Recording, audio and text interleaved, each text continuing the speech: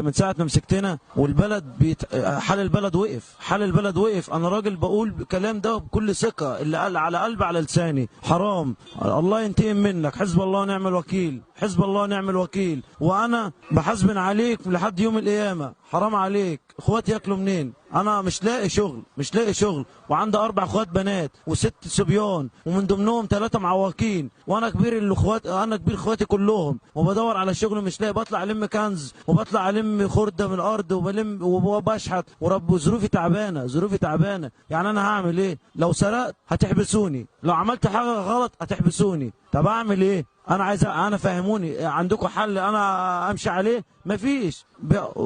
35 سنه مش واخدين حقوقنا في البلد من الاستاذ الرئيس احمد حسني مبارك، محمد حسني مبارك. وانت بدل ما تيجي تصلح خرب. وفين قناه السويس اللي انت عملتها دي؟ عملت قناه السويس وقلت هتدخل لنا خير، ما تدخلنا خير. 60 مليار في قناه السويس، حفره فحرتها ب 60 مليار. فين الفلوس دي كلها؟ فين الفلوس؟ حزب الله ونعم الوكيل فيك، ربنا ينتقم منك. ارحل، ولو ما رحلتش بالذوق هترحل بالعافيه، وبقولها لك هترحل، هترحل ما تمشي يا سيسي، ومش عايزينك هترحل.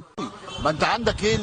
سوق الاقتصاد بتاعك خلاص بقى بايظ، ارتفاع الاسعار، الشعب بقى، زياده البطاله، الفقر زاد، الامراض زادت، فشل التعليم، فشل المنظومه كلها. يبقى ازاي مش هتنزل بقى؟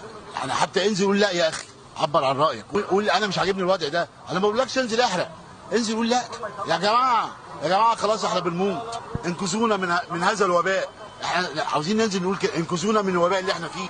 خلاص ولادك بيموتوا وانت وعيلتك بتموت والشعب بيموت، فاضل لك ايه تاني تبكي عليه؟ انزل قول له لا احنا مش عاجبنا الوضع. انزل، مش لازم تقول للرئيس، قول للمنظومه كلها يا جدعان احنا انتهينا، فاضل لنا ايه تاني؟ فخلاص فانزل قول لا قبل ما تموت. النظام كل شويه بيلهي الشعب المصري بحاجه. فين الشعب المصري؟ يعني الشعب المصري انا قلتها في تقارير وما زال بقولها وهفضل اقولها. الشعب المصري يا اما مستسلم للامر الواقع، ودي كارثه لوحدها، يا اما